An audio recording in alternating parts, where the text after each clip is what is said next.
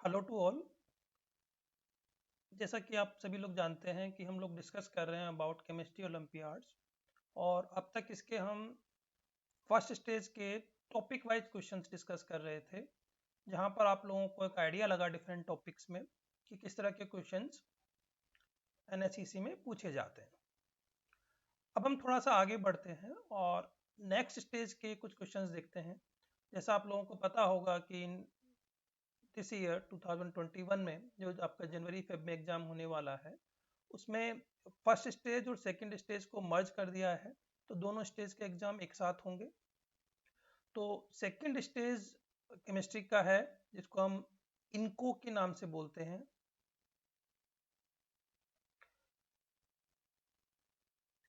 और इस स्टेज में मैक्सिमम क्वेश्चन सब्जेक्टिव क्वेश्चन आते हैं। और सब्जेक्टिव क्वेश्चन में क्वेश्चन का थोड़ा आइडिया एक पैराग्राफ फॉर्म में दे देते हैं, and then you have to approach the question. पर मैक्सिमम टाइम पर ये जो पैराग्राफ होता है वो काम का नहीं होता है, ये भी आपको समझना है। तो आपको एक दो लाइन पैराग्राफ की पढ़कर समझ में आ जाएगी कि it is beneficial for you और not to solve the question. तो अगर आपको लगे कि उसमें कोई खास इंफॉर्मेशन नहीं है, पैराग्राफ को जल्दी से पढ़िए और फिर क्वेश्चन को अप्रोच करिए। ज़्यादातर जो क्वेश्चन है वो आपके कॉन्सेप्चुअल हैं। हाँ, क्वेश्चन पढ़ते वक्त एक चीज देखिए कि आपको यहाँ पर जो फार्मूला है और स्ट्रक्चर है वो आपको हेल्प करती है क्वेश्चन को सॉल्व करने में। तो खासकर ऑर्गेनिक केमिस्ट्री में आप फार्मूला को जरूर देखिए, कंपोजिशन को जरूर देखिए। वो कंपोजिशन आपको हेल्प करेगी फाइनल प्रोडक्ट तक जाने के लिए। तो आज हम एक क्वेश्चन ऑर्गेनिक केमिस्ट्री का ले रहे हैं। और यहाँ पर एक क्वेश्चन अपने आप में एक क्वेश्चन नहीं होता, it is a bunch of questions. तो उसके कई सब पार्ट होते हैं। तो वन बाय वन हम इसके डिफरेंट पार्ट को डिस्कस करेंगे। तो ऑर्गेनिक केमिस्ट्री से हम स्टार्ट कर रहे हैं। तो पहला क्वेश्चन ऑर्गेनिक केमिस्ट्री का ये नाइट्रोजन के ऊपर बेस्ड है। यहाँ पर आपको जो समझने वाली बात ये है कि नाइट्रोजन पर अगर डिफरेंट एल्काइल ग्रुप लगे हों, like suppose if we take this type of nitrogen compound और उसके पास एक लोन पेयर भी हो, तो अब हमसे ये पूछा जाए कि क्या ये मॉलिक्यूल कायरल है।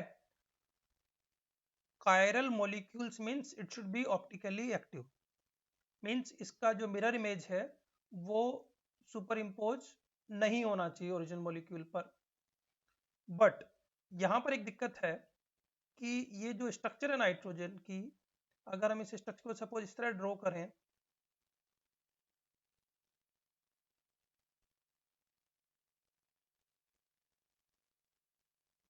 द पिरामिडल शेप, तो यहाँ पर एक इफेक्ट होता है जिसे हम इन्वर्जन इफेक्ट या अम्ब्रेला इफेक्ट बोलते हैं। और इन्वर्जन इफेक्ट या अम्ब्रेला इफेक्ट क्या है कि ये जो नाइट्रोजन का लोन पेयर वाला ऑर्बिटल है, ये sp3 हाइब्रिडाइज्ड है।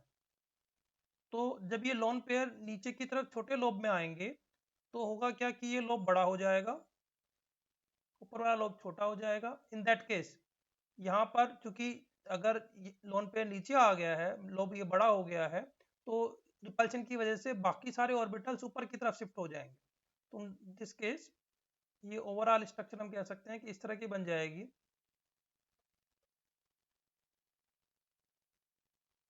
एंड यू विल सी कि अगर आप इसको अरेंज करके देखेंगे तो ये जो मॉलिक्यूल बन जाएगा वो मिरर इमेज होगा इसकी, यानी कि थ्रू दिस इन्वर्जन इफेक्ट ये मॉलिक्यूल खुद ही अपना मिरर इमेज बना लेता है। इस वजह से हमें इनांशियोमर्स के फॉर्म में इसको सेपरेट हम नहीं कर सकते हैं मॉलिक्यूल को, और इसीलिए पोलारीमीटर में हमको ऑप्टिकल एक्टिविटी भी नहीं मिलती है। तो अब हमसे क्वेश्चन पूछा है, तीन मॉलिक्यूल देके ए बी सी कि बी इनमें से आपको लेबल करना है कि कायरल कौन सा है। एक कायर और कायरल है लेकिन एनांशियोमर्स को हम सेपरेट नहीं कर सकते, कायरल है बट एनांशियोमर्स को सेपरेट किया जा सकता है, और तीसरा ए कायरल कौन सा है।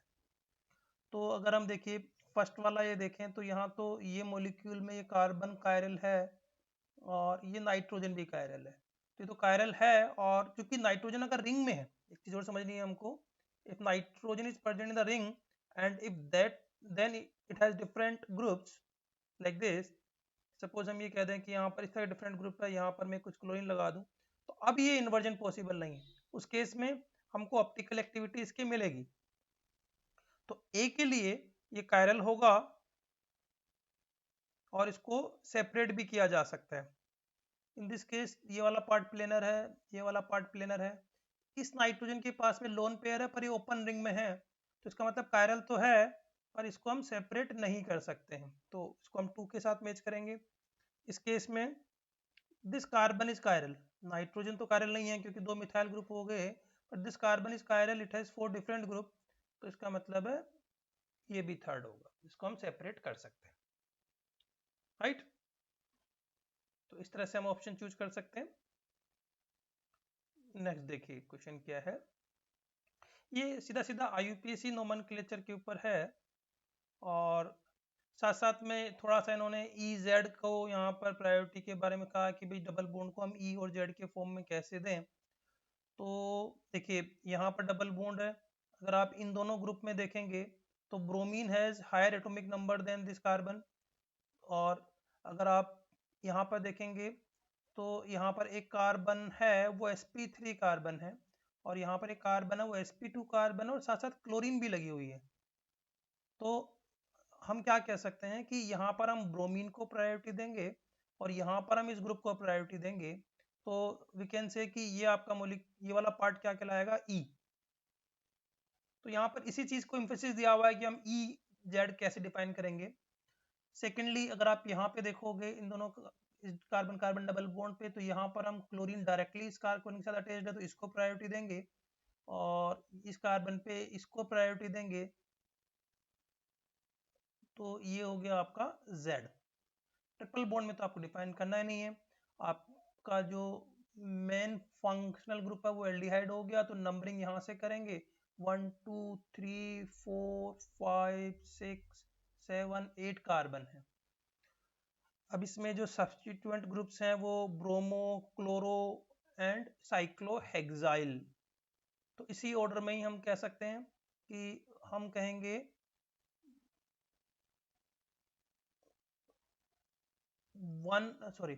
3 ब्रोमो,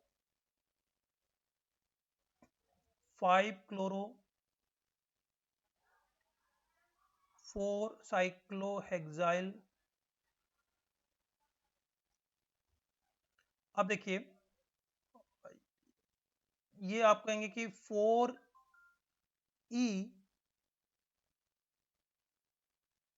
सॉरी हम 4 से नहीं कहेंगे, 3 से कहेंगे इसको, 3E 5Z डाईइन, और अब क्या कह सकते हैं हम, चाहो तो इसमें पहले हम एक भी कह सकते हैं कि भी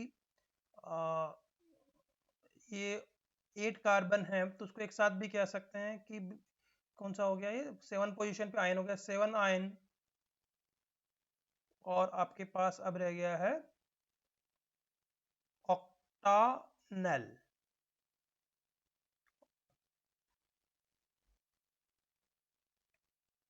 इस ऑर्डर में नाम दे सकते हैं, या हम ऑक्टा पहले भी लगा सकते हैं कि ऑक्टा 3E5Z डाईइन 7 L,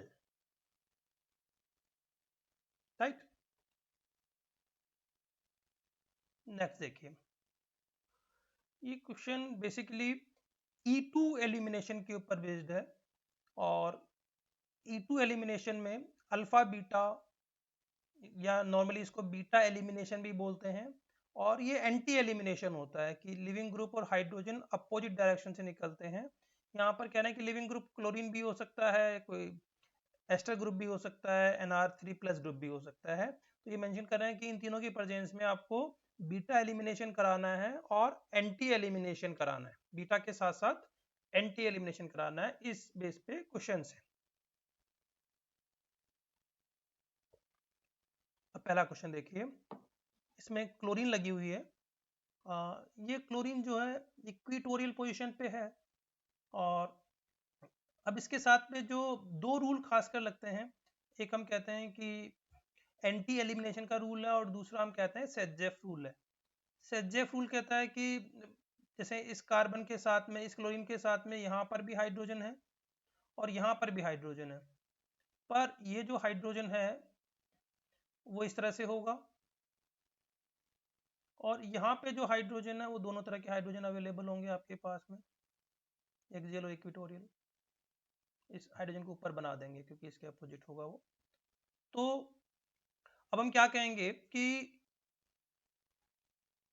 अगर 1-2 पोजीशन पर एक एक्सियल और एक इक्वेटोरियल पोजीशन है तो उसको सिस बोलते हैं, और अगर दोनों एक्सियल है, जैसे दोनों हाइड्रोजन एक्सियल है, तो ये ट्रांस है। इसका मतलब है ये हाइड्रोजन इस क्लोरीन के रेस्पेक्ट ट्रांस नहीं है। वो हाइड्रोजन यहाँ होता तो ट्रांस होता। तो पहले हमें एंटी रूल फॉलो करना होता है। यहाँ पर एक हाइड्रोजन अपोजिट होगा, इसको हम ऊपर की तरफ बनाएंगे, नीचे की जगह यहाँ इसको नहीं बनाएंगे। तो एक हाइड्रोजन डेफिनेटली इस क्लोरीन के अपोजिट होगा, तो हम उस हाइड्रोजन को एलिमिनेट करा पाएंगे। जैसे ये हाइड्रोजन इस क्लोरीन के अपोजिट है, तो इसका मतलब क्या है कि हमें जो हाइड्रोजन एलिमिनेट कराना है वो इस तरह से एलिमिनेट कराना है यहाँ पर। तो ये जो प्रोडक्ट है ये इस तरह का होगा, राइट। सेकंड में आपसे कहा है कि भी 57% किसका बनेगा, तो उसका लॉजिक यहाँ पर क्या है कि अल्कोहलिक केओएच से एलिमिनेशन प्रोडक्ट तो आप कराओगे, पर आप साथ साथ में ये भी देखोगे क्योंकि और दो यहाँ पर हेलोजेंस लगाई हुई है, तो बेटर लिविंग ग्रुप कौन सा है। तो अगर वीकर बेस होगा तो वो बेटर लिविंग ग्रुप होगा। इस केस में I minus is better leaving group as compare to Cl minus ion, क्योंकि I माइनस वीकर बेस होगा, HI स्ट्रॉन्गर एसिड है एज कंपेयर टू HCl। साथ साथ में एक चीज और भी देखनी है कि आयोडीन के रेस्पेक्ट बीटा पोजीशन ये भी है, बीटा पोजीशन ये भी है। तो यहाँ पर हम क्या करेंगे, सेट-जेफ रूल फॉलो करेंगे। तो सेट-जेफ रूल फॉलो करने का मतलब है कि पाई बॉन्ड हम यहाँ पे लगाएंगे 1 2 3 4 5, तो हम इस तरह का प्रोडक्ट बनाएंगे। तो ये बी यहाँ पर जो है मेजर प्रोडक्ट ये बने, राइट। नेक्स्ट देखते हैं। अब नेक्स्ट में आप देखिए कि लिविंग ग्रुप है ये ट्राईमिथाइल अमीन। तो अब ट्राईमिथाइल अमीन और अगेन हाइड्रोजन अपोजिट डायरेक्शन में होने चाहिए। तो हमें यहाँ पर ये चेक करना है कि ट्राईमिथाइल अमीन और हाइड्रोजन अपोजिट डायरेक्शन में है या नहीं है।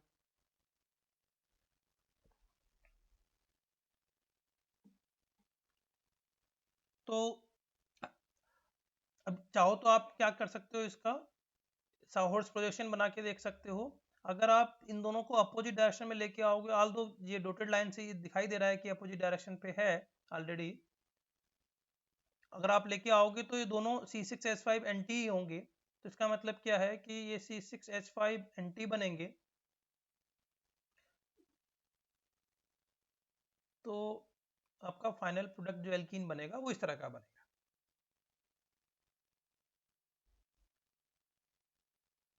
ठीक है, तो we can do like this. Okay, next हम देखते हैं।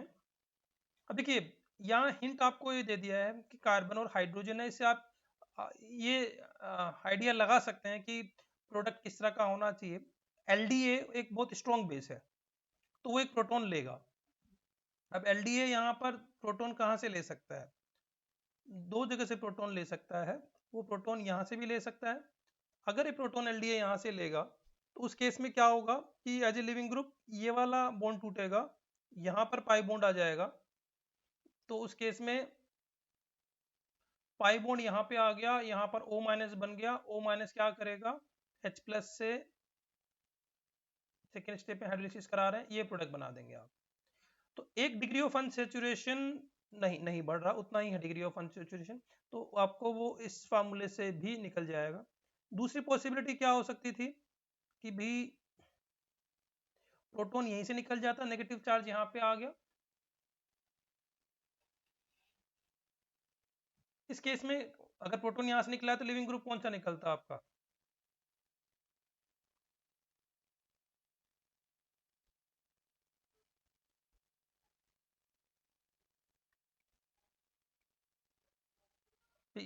अगर आप इस तरीके भी कहते तो उस केस में आप लिविंग ग्रुप कौन सा निकालते, अगर आप प्रोटॉन आप यहाँ से निकालते तो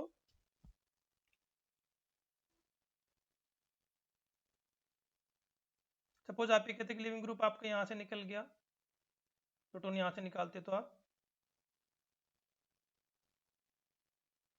अगर ये लिविंग ग्रुप यहाँ से निकल गया तो उस केस में क्या होगा कि क्योंकि यहाँ पर पॉजिटिव चार्ज आ गया तो यहाँ पे पाई बॉन्ड बन जाएगा और यहाँ पे O माइनस आ जाएगा, और अब ये O माइनस प्रोटॉन ले लेगा तो इनोल फॉर्म बनेगी, और ये इनोल फॉर्म फाइनली कन्वर्ट हो जाएगी कीटो फॉर्म में। तो दूसरा प्रोडक्ट यहाँ पर ये भी पॉसिबल था, राइट। चलिए नेक्स्ट क्वेश्चन पे चलते हैं। यहाँ पर पायरोलिटिकल एलिमिनेशन एक टर्म यूज किया हुआ है। तो एक चीज हम जानते हैं कि एक एलिमिनेशन हम पढ़ते हैं EI, इंट्रामोलिकुलर एलिमिनेशन। ये नॉर्मली इंट्रामोलिकुलर एलिमिनेशन किस में होता है, ये एस्टर्स में होता है या जेंथेट्स में होता है या सल्फो ऑक्साइड्स में होता है, और ये अपने आप में एक सिन एलिमिनेशन है। अल्फा बीटा पोजीशन से एक लिविंग ग्रुप निकलता है इनमें से, और साथ साथ में एक हाइड्रोजन भी निकलता है, और दोनों सेम साइड से निकलते हैं। तो इसमें ये ध्यान रखना होता है कि दोनों सेम साइड से निकल रहे होते हैं। जैसे अब यहाँ पर आप देखिए कि जो स्ट्रक्चर बनाई हुई है ये एक एस्टर ग्रुप है, और इस एस्टर ग्रुप के साथ में जब ये रिएक्शन कराते हैं, इसको हीट करते हैं, तो यहाँ पे इंटरनली पहले क्या होता है, एक ये ट्रांजिशन स्टेट बनती है, राइट।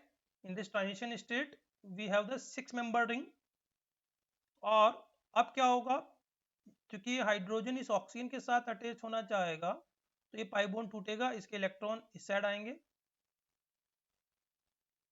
इस बॉन्ड के, तो इस बॉन्ड के इलेक्ट्रॉन इस साइड आएंगे और इस बॉन्ड के इलेक्ट्रॉन इस साइड आएंगे।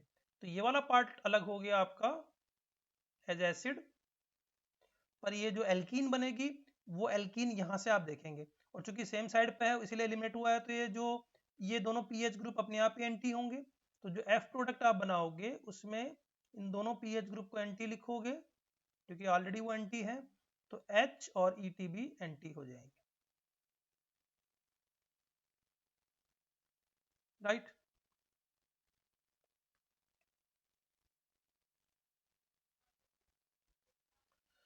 देखिए नेक्स्ट क्वेश्चन में हम देखते हैं, इसमें आपको NaH is a very strong base, NaOH is a very strong base. अब इस मॉलिक्यूल की थोड़ी सी स्ट्रक्चर पहले हम ड्रॉ कर लेते हैं दोबारा से, और देखिए यहाँ पर एक OH लगाया हुआ है, तो हम क्या करेंगे कि NaH चूंकि स्ट्रॉन्ग बेस है और इस मॉलिक्यूल में एसिडिक हाइड्रोजन आपको एक ही जगह दिखाई दे रहा है और वो यहाँ पर है, तो ये प्रोटॉन निकल के किसमें कन्वर्ट हो जाएगा, O नेगेटिव में। बाकी पार्ट में कोई रिएक्शन नहीं होगी क्योंकि कहीं पर और हमें एसिडिक हाइड्रोजन नहीं दिखाई दे रहा है, बाकी पार्ट एज इट इज रहेगा। तो पहले पार्ट में O नेगेटिव बन गया। अब O नेगेटिव पर अगर हम कार्बन डाइसल्फाइड की रिएक्शन देखें तो ये क्या रिएक्शन हो सकती है, न्यूक्लियोफिलिक रिएक्शन हो सकती है। तो अब न्यूक्लियोफिलिक रिएक्शन होने के बाद में मैं केवल इतना पार्ट आपको ड्रॉ कर देता हूं,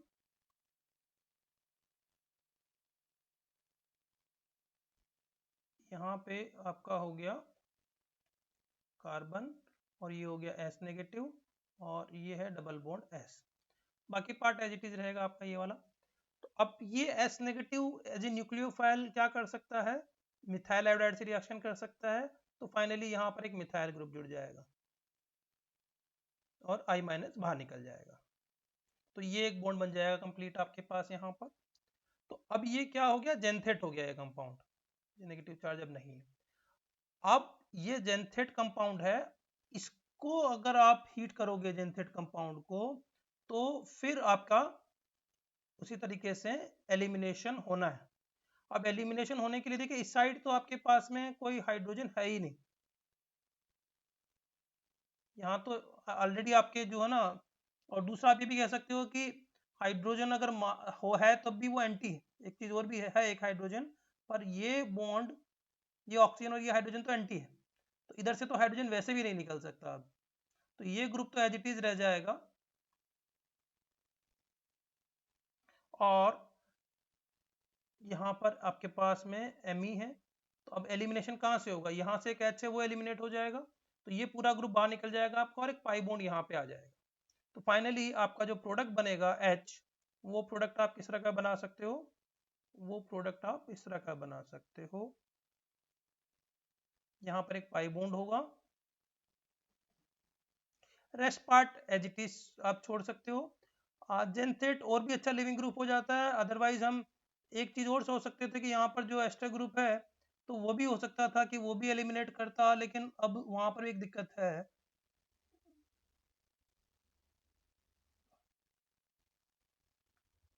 अगर हम ये सोचें, नहीं, एक एल्कीन यहाँ से भी निकल सकती थी कि अब आप यहाँ पर एस्टर भी छोड़ सकते हो और एसिड भी छोड़ सकते हो, एक इथीन यहाँ से भी बन सकती थी। तो आप दोनों तरह के प्रोडक्ट लिख सकते हो इसमें, पर चूंकि अगर हम एक ही प्रोडक्ट में कहेंगे तो एलिमिनेशन पहले जेनथेट्स में होगा, राइट। नेक्स्ट देखते हैं। अच्छा, अब नेक्स्ट में एक आपको, अब आपको इस क्वेश्चन को इसी के बेस जो थ्योरी दे रखी है उसी के बेस पे समझ के करना है कि ये करना क्या चाह रहे होंगे। तो fragmentation reaction similar to beta elimination are useful for the preparation of olefins, जैसे एक एग्जांपल के थ्रू बताया हुआ है। तो बेस क्या कर रहा होगा, यहाँ पर बेस एक प्रोटॉन ले रहा होगा। अब प्रोटॉन लेने के बाद में यहाँ पे क्या होगा, ओ नेगेटिव आएगा। ये ओ नेगेटिव क्या करेगा, ये यहाँ पर डबल बॉन्ड बनाना चाहेगा, तो ये वाला यहाँ पर नेगेटिव चार्ज आ जाएगा, और ये नेगेटिव चार्ज क्या करेगा, अब इस x माइनस को रिप्लेस करके यहाँ पे एक पाई बॉन्ड ले आएगा। तो ये स्टेप्स के थ्रू आपका ये प्रोडक्ट मिल रहा है।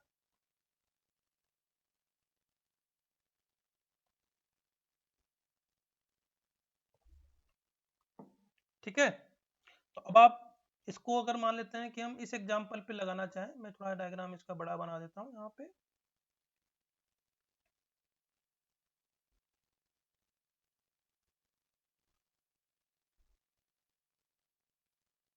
यहाँ पर आपका C2H5 है, यहाँ पे आपका OH है, और यहाँ पर भी आपका दो ग्रुप लगे हुए हैं, और यहाँ पर OTS लगा हुआ है। टोसाइलेट ग्रुप है जो अच्छा लिविंग ग्रुप होता है। पर पहला पार्ट क्योंकि NaH लिया है हमने, तो NaH क्या करेगा, एक प्रोटॉन लेगा। अब आपको समझना ये है कि हम प्रोटॉन, दो OH हमारे पास में, अगर हम ये वाला प्रोटॉन निकालें या ये वाला प्रोटॉन निकालें, किससे निकालें वो एक समझने वाली बात है।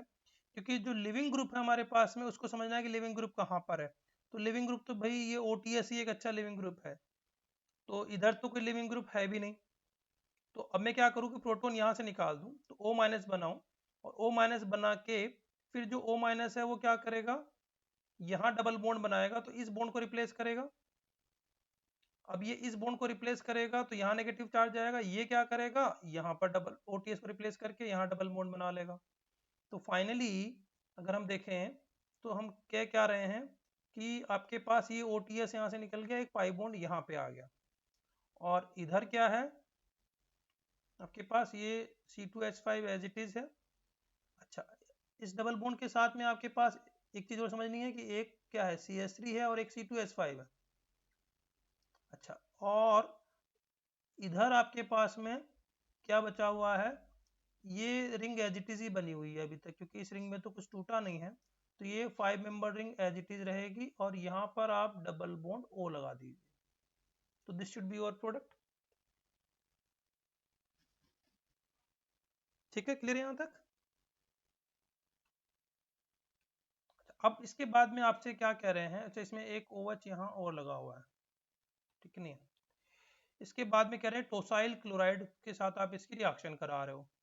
तो टोसाइल क्लोराइड कहाँ रिएक्शन करेगा, ऑक्सीजन पे, OH पे करेगा, H को रिप्लेस करते हुए। इधर आपका एक कंपाउंड है ये,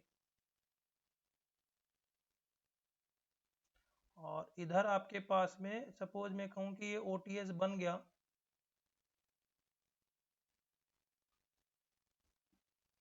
ये आपका OTS बन गया,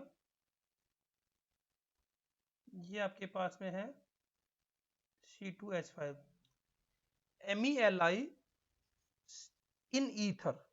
देखिए, अगर एक्वा सॉल्वेंट होता तो MELI बहुत ही स्ट्रॉन्ग बेस होता, पर ईथर के प्रेजेंस में वो एक काम और कर सकता है, वो एक न्यूक्लियोफाइल की तरह भी एक्ट कर सकता है, और न्यूक्लियोफाइल की तरह एक्ट करके वो कीटोन पे एक्ट कर सकता है। तो कीटोन पे एक्ट करने का मतलब ये हुआ कि मैं इसको थोड़ा 5 मेंबर रिंग पर ही थोड़ा स्ट्रेस दे देता हूँ कि आपका ये मान लेते हैं कि ये आपका कीटोन था, तो यहाँ पर CH3 ने अटैक किया, और यहाँ पर O माइनस बना और O माइनस ने H3 से OH बना लिया, तो ये आपका इधर एक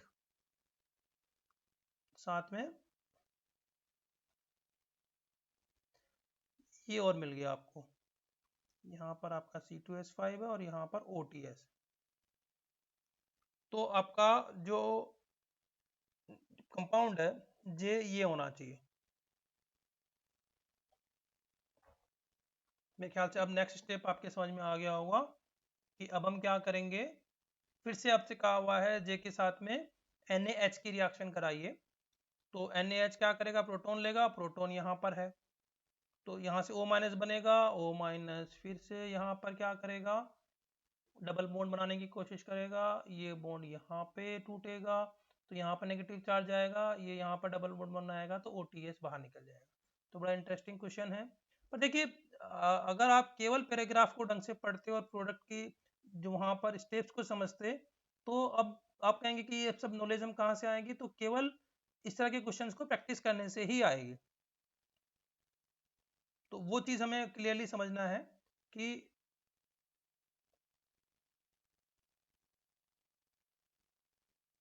यहाँ पर पाई बॉन्ड आ गया। अब इसके साथ में आपके पास में एक ग्रुप ये बना हुआ है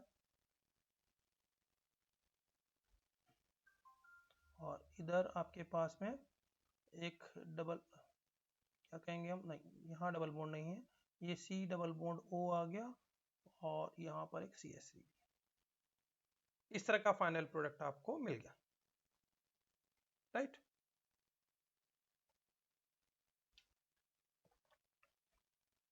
चलिए नेक्स्ट क्वेश्चन देखते हैं हम। यहाँ पर इन्होंने एक रिएक्शन को डिस्क्राइब किया है, जूलिया ओलिफिनेशन। ये लगभग उस तरह की रिएक्शन है जैसा हमने आप कह सकते हो कि एल्काइन में पार्शियल रिडक्शन करके हमने एल्कीन बनाया था, कुछ उससे सिमिलर ये रिएक्शन है। और इस रिएक्शन को हम थोड़ा भी एग्जांपल से आगे समझेंगे। ट्रांस एल्कीन इस रिएक्शन के थ्रू बनती है, ई एल्कीन, ट्रांस मतलब ई एल्कीन्स बनती है इस रिएक्शन के थ्रू। तो इन्होंने थोड़ा हिंट दिया है यहाँ पर कि ये दो लिविंग ग्रुप के फॉर्म में यहाँ पे बाहर निकलते हैं सब्सटेंस, और जब ये लिविंग ग्रुप के फॉर्म में बाहर निकलते हैं तो जो एल्कीन बनती है वो बेसिकली ई एल्कीन बनती है। अब इस केस में तो जो पर्टिकुलर एग्जांपल लिया वहाँ पर ई और जेड में डिफ्रेंशिएट नहीं कर पाएंगे, पर जहाँ पर ये पॉसिबिलिटीज होंगी वहाँ पर ई एल्कीन बनेगी। इसके स्टेप्स को हम जो एग्जांपल है उसके थ्रू ही समझने की कोशिश करेंगे। देखिए यहाँ पर पहले स्टेप में इन्होंने क्या एक एग्जांपल दिया हुआ है कि RCH2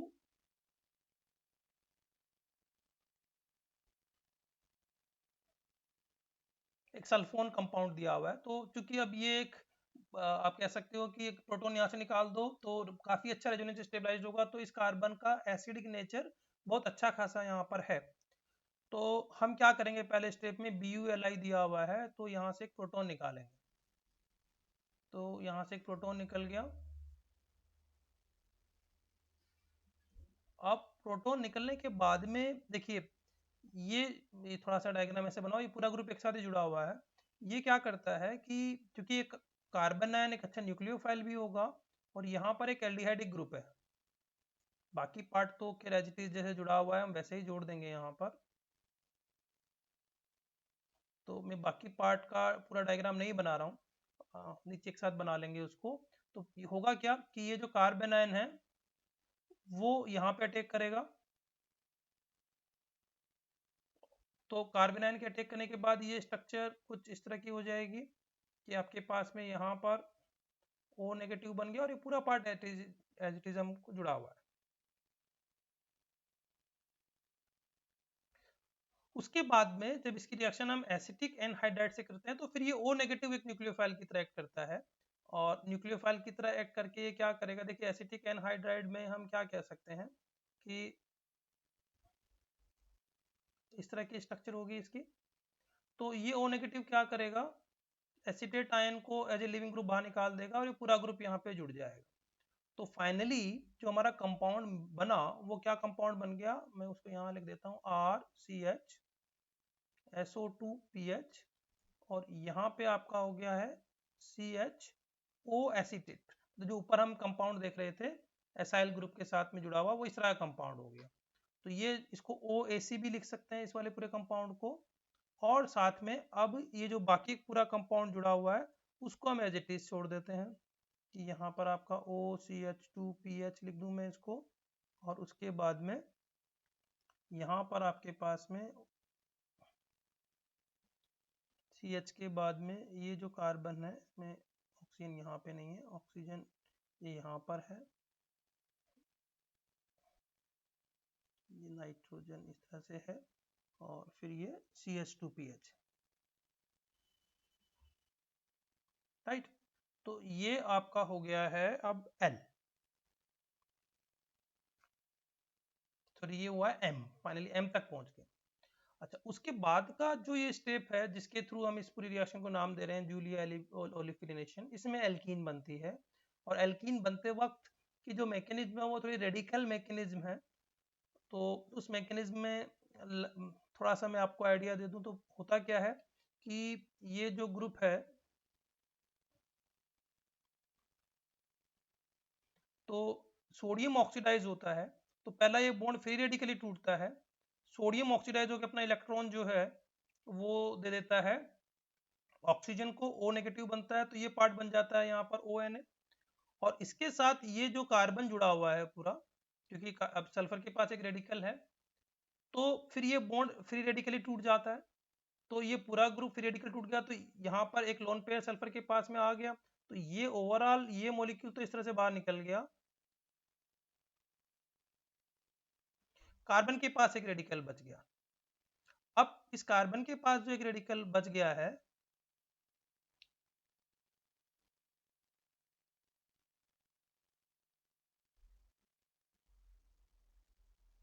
वो फिर से क्या होगा, सोडियम अमलगम की प्रेजेंस में फिर से एक इलेक्ट्रॉन और यहाँ पे आएगा, और जब एक इलेक्ट्रॉन और आएगा तो ये जो है वो कार्बन आयन में कन्वर्ट हो जाएगा, मतलब सोडियम फिर से ऑक्सीडाइज हुआ है।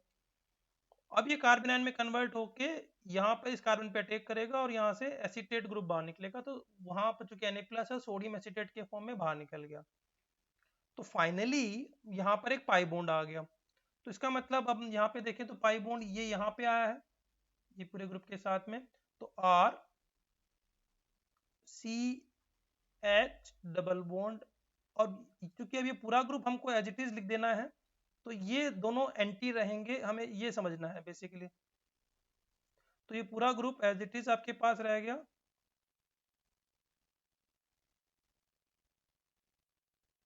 तो फाइनली N आपका ये इस तरह का कंपाउंड मिल जाएगा, राइट। चलिए नेक्स्ट क्वेश्चन देखते हैं, ये भी ऑर्गेनिक केमिस्ट्री में बड़ा कॉमन क्वेश्चन है। हाइड्रोबोरेशन ऑक्सीडेशन, हम इस रिएक्शन को इस नाम से जानते हैं, हाइड्रोबोरेशन ऑक्सीडेशन को। और इस चीज में हमें एक चीज ये पता होती है कि जब ये हाइड्रोबोरेशन ऑक्सीडेशन हम कराते हैं एल्कीन्स पे, तो सपोज अगर हम BH3 का यूज करते हैं तो ये सिन एडिशन माना जाता है, हाइड्रोजन और बोरोन एक साथ एल्कीन पे जुड़ते हैं,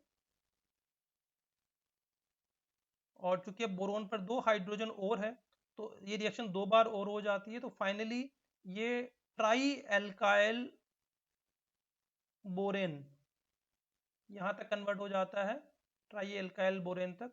तो यहाँ तक इस रिएक्शन को हम बोलते हैं हाइड्रोबोरेशन। तो ये थोड़ा सा पैराग्राफ में इसी चीज की थोड़ा मैकेनिज्म समझाई हुई कि हाइड्रोबोरेशन यहाँ तक होती है। और उसके बाद इसमें एक रिएक्शन हम ये करते हैं कि अगर हम बेस की प्रेजेंस में H2O2 के साथ रिएक्शन कराएं तो बीच में एक ऑक्सीजन इंसर्ट हो जाती है, तो ये कंपाउंड पहले इसमें कन्वर्ट हो जाता है और इसके हाइड्रोलिसिस से ये अल्कोहल बनाता है। सिन एडिशन है ओवरऑल, ये 3 मोल ऑफ अल्कोहल बन जाते हैं। इस मॉलिक्यूल को अगर आप किसी एसिड से, जैसे एसिटिक एसिड, इसके साथ आप हाइड्रोलाइज करा दो तो RH बन जाता है, एल्केन बन जाता है। इसी तरह की एक दो रिएक्शन और होती है। तो अब इसी का एक एप्लीकेशन यहाँ पे दिया हुआ है, जैसे अब देखिए यहाँ पर 2 पाई बॉन्ड है, तो एक इंट्रामोलिकुलर रिएक्शन अगर हम समझें तो पहले स्टेप में अगर मैं मान लूं कि एक पाई बॉन्ड टूटा यहाँ पर एक H जुड़ गया और यहाँ पर BH2 जुड़ गया। मान लेते हैं कि B2H6 पहले टूट जाएगा 2 मॉलिक्यूल्स ऑफ BH3 में। अब यहाँ पर फिर से एक पाई बॉन्ड है, तो ये इंट्रामोलिकुलर रिएक्शन एक बार फिर से हो सकती है। और चूंकि ये 8 मेंबर रिंग है, अगर इसको दो पार्ट में देखें तो 1 2 3 4 5, इधर से भी 1 2 3 4, तो अगर ये हाइड्रोजन यहाँ जुड़ जाए इससे निकल के और बोरोन जो है वो इस कार्बन से जुड़ जाए,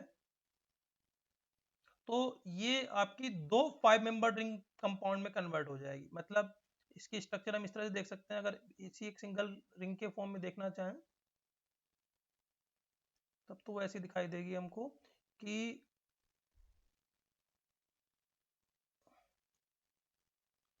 यहाँ बोरोन हो गया और ये H हो गया, 1 2 3 4 5, ठीक। अब इसके पास एक हाइड्रोजन बचा हुआ है, तो इस तरह की एक रिंग स्ट्रक्चर हो सकती है। तो अब इस कंपाउंड की अगर रिएक्शन कराया जाए, मतलब ओवरऑल 9 एटम्स हो गए, तो 9 BBN भी इस कंपाउंड को बोलते हैं हम। तो अब इस कंपाउंड की रिएक्शन अब एल्काइन के साथ करेंगे तो सिमिलर बात है। अब एल्काइन एक्सेस में इसका मतलब क्या हुआ कि ये जो रिएक्शन है इसमें H बीच में जुड़ जाएगा और डबल बॉन्ड C इसके साथ में अब एक बार दो बार तीन बार जितनी भी होगी इस तरह का कंपाउंड मिल जाएगा आपको। तो P की स्ट्रक्चर कुछ इस तरह की होगी और इसके साथ में ये पूरा जुड़ा रहेगा रिंग वाला स्ट्रक्चर। और अब इसका H2O2 OH माइनस से रिएक्शन करोगे तो क्या होगा, यहां पर आपके पास एक OH आ जाएगा। अब चूंकि इनोल फॉर्म है, कीटो फॉर्म में कन्वर्ट हो जाएगी, तो फाइनली आपको एक इस तरह का प्रोडक्ट मिल जाएगा। तो Q आपका एक इस तरह का कंपाउंड होना चाहिए, राइट। नेक्स्ट देखते हैं। अब यहाँ पर भी देखिए पाई बॉन्ड यहाँ पर है, तो बोरोन इस कार्बन पे जुड़ेगा, हाइड्रोजन इस कार्बन पे जुड़ेगा। तो मतलब पहले स्टेप में तो फिर हम ये कह सकते हैं कि इस पूरी स्ट्रक्चर में ये एज इट इज रहेगी और इसके होल थ्राइस होंगे और यहाँ पर आपका बोरोन जुड़ जाएगा।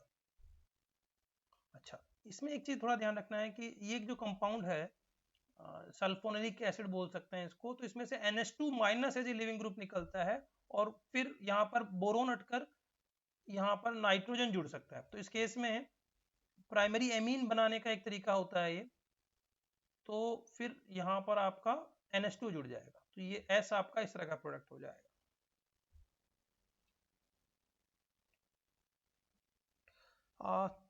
नेक्स्ट भी सिमिलर इसी तरह का क्वेश्चन है। इस केस में हमें क्या कह रहे हैं कि यहाँ पर एक पाई बॉन्ड है, तो पहले मतलब यहाँ पर बोरोन टाइप का कंपाउंड हो गया, इसी तरह का हम कह सकते हैं कि मिलेगा आपको।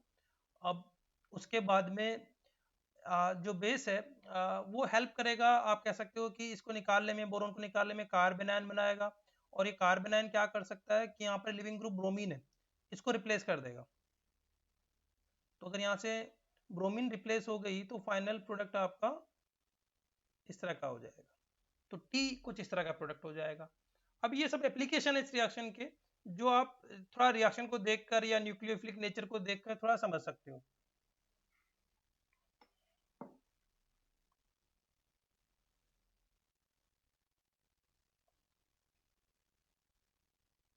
चलिए थोड़ा सा एक लास्ट रिएक्शन हम इसकी और थोड़ा समझ लेते हैं।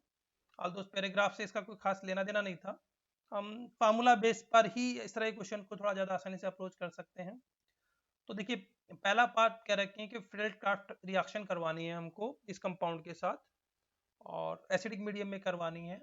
तो एक तो ये देखना है कि दो ग्रुप लगे हुए हैं OH एंड OMe। तो हमें बेसिकली ये पता होना चाहिए कि जो OH ग्रुप है वो ज़्यादा इलेक्ट्रॉन डोनेटिंग है या ज़्यादा एक्टिवेटिंग है रिंग के लिए एज कम्पेयर टू OMe। तो इसलिए हमारा जो डोमिनेटिंग फैक्टर होगा वो OH होगा, उसके रेस्पेक्ट हम ऑर्थो या पूरा पैरा पोजिशन देखेंगे। तो ये ऑर्थो पोजिशन है, ये पैरा पोजिशन है। ग्रुप बड़ा है, H प्लस आयन कहाँ जुड़ जाएगा, इस ऑक्सीजन पे, क्योंकि अगेन वो भी हमको कंपेयर कर सकते हो। ये ऑक्सीजन चूंकि ऑलरेडी रेजोनेंस में इन्वॉल्व है, ये ऑक्सीजन रेजोनेंस में इन्वॉल्व नहीं है, तो इसलिए इस पर इलेक्ट्रॉन डेंसिटी ज़्यादा है। तो ऑक्सीजन पर H प्लस आयन यहाँ पे जुड़ेगा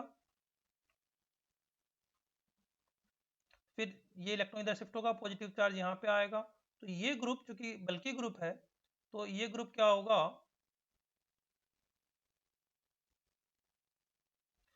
वो इस OH के रेस्पेक्ट पे रहा पोजिशन पे, तो वो यहाँ पे जुड़ जाएगा। तो हम क्या बोल सकते हैं कि ये ग्रुप क्या हो गया आपका, CHOH COOH, ये ग्रुप हो गया आपका। अच्छा, उसके बाद में ये जो स्टेप है, इसके फार्मूले से आप देख सकते हैं कहीं ना कहीं पे डीकार्बोक्सिलेशन हो रहा है, क्योंकि O5 से O3 बन रही है। तो अब सारी रिएक्शन को याद रखना उतना आसान आप लोगों के लिए नहीं होगा, पर एक चीज समझना आसान है यहाँ से कि डीकार्बोक्सिलेशन बड़ी आसानी से हो सकता है। और अगर ये डीकार्बोक्सिलेशन यहाँ से होगा तो मतलब आप ये कह सकते हो कि ओवरऑल ये ग्रुप जो है एल्डिहाइड ग्रुप में कन्वर्ट हो रहा होगा। तो फाइनली वो आप हाइड्रोजन से भी समझ सकते हो कि हाइड्रोजन कितने कम हो रहे हैं। तो आई कैन से कि यहाँ पर आप एल्डिहाइड ग्रुप बनाओगे, यहाँ पर OMe और यहाँ पर OH। अच्छा, उसका नेक्स्ट स्टेप आपको कह रहे हैं कि आपने पिरिडीन लिया है, पिरिडीन के प्रेजेंस में, तो पिरिडीन क्या करेगा, पिरिडीन करेगा यहाँ से एक, क्योंकि काफी एसिडिक नेचर है इसका, प्रोटॉन लेगा, ठीक नहीं है, तो प्रोटॉन लेके ये बनाया।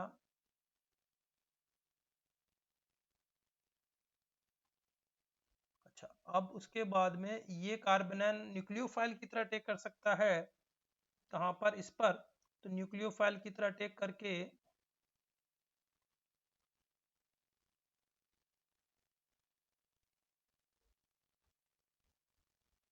न्यूक्लियोफाइल की तरह टेक करके क्या बना सकता है, इसको O-H, और ये आपका हो गया है CH COOH COOH। अब आप क्या कर सकते हो साथ साथ में, क्योंकि अब नंबर ऑफ कार्बन एटम है आपके 12, अगर आप काउंट करोगे 6 ये हो गए, 7 8 9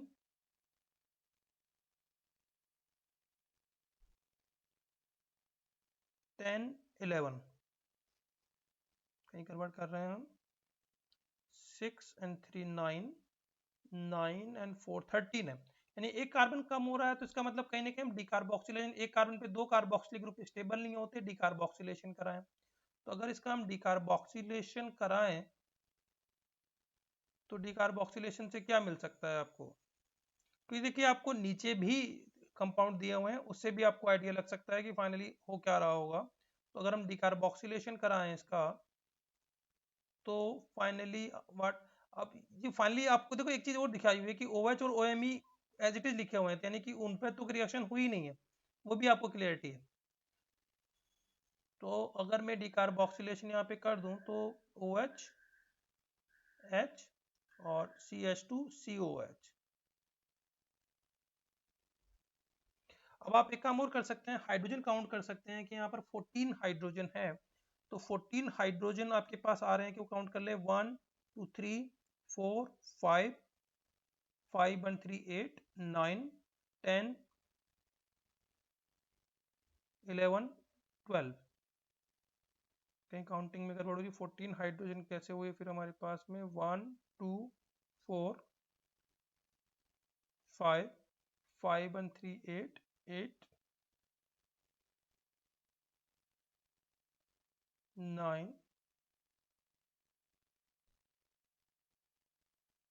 10 11 12, 12 ही हो रहे हैं हाइड्रोजन यहाँ पर।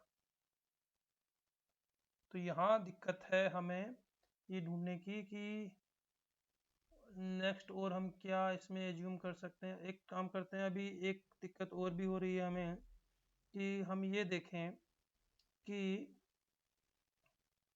ऑक्सीजन कितने हैं, तो 2 3 4 5 है, जबकि इसमें ऑक्सीजन 4 ही हैं इस कंपाउंड में।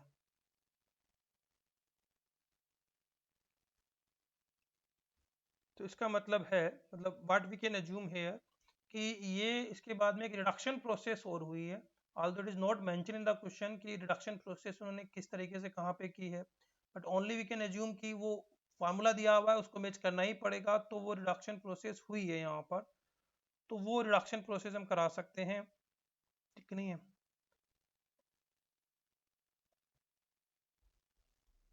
तो वो रिडक्शन प्रोसेस करा के वी कैन एज्यूम, देखिए आप 100% सब क्वेश्चंस तक पहुंच जाओगे वो हो सकता है पॉसिबल ना हो, we should have the target of around 80% marks at least. और अभी के हिसाब से ये लग रहा है कि इस क्वेश्चन में फाइनली जो है वो, अच्छा, एक चीज हम थोड़ा यहाँ मिस कर रहे हैं, it is not dicarboxylic group, it is one ester group.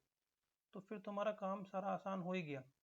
One ester group, तो फिर तो क्या होगा यहाँ पर कि इसको मैं OET ही रहने दूं और ये कार्बोक्सिलिक ग्रुप ये हुआ, और फिर जब हम यहाँ पर OH यहाँ पर रखेंगे तो फिर तो ये काम आसान इस तरह से हो जाएगा कि भी जब यहाँ से डिकार्बोक्सिलेशन होगा तो यहाँ से आपका बेस की वजह से CO2 नेगेटिव निकलेगा, तो यहाँ से आपका डबल बॉन्ड यहाँ पे आ जाएगा। तो अगर हम उस तरह के प्रोडक्ट को बनाने की कोशिश करें यहाँ पर,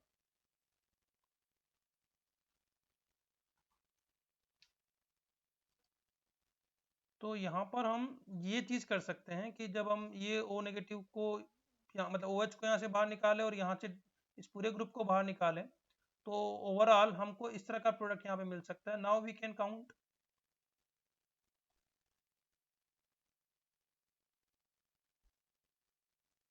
ठीक है। तो फाइनल हमारा जो हम कह सकते हैं कि P प्रोडक्ट है वो ये होना चाहिए। और उसके बाद तो खैर NaOH की प्रेजेंस में इन्होंने हाइड्रोलिसिस करा दिया तो एस्टर ग्रुप से एसिड ग्रुप बना दिया होगा। तो Q में तो फिर आपको कितना ही करना है कि इसको वापस एसिडिक ग्रुप में कन्वर्ट कर देना है। तो आप देख सकते हैं कि इन क्वेश्चंस को अप्रोच करने का तरीका क्या हो सकता है ऑर्गेनिक केमिस्ट्री में, और अगर आप अप्रोच ठीक रखेंगे तो 90% टाइम पर आपकी एक्यूरेसी अच्छी रहेगी। सारी रिएक्शंस लर्न नहीं की जा सकती है, पर अगर आप अप्रोच ठीक रखेंगे तो आप एक्यूरेटली क्वेश्चंस को सॉल्व कर पाएंगे।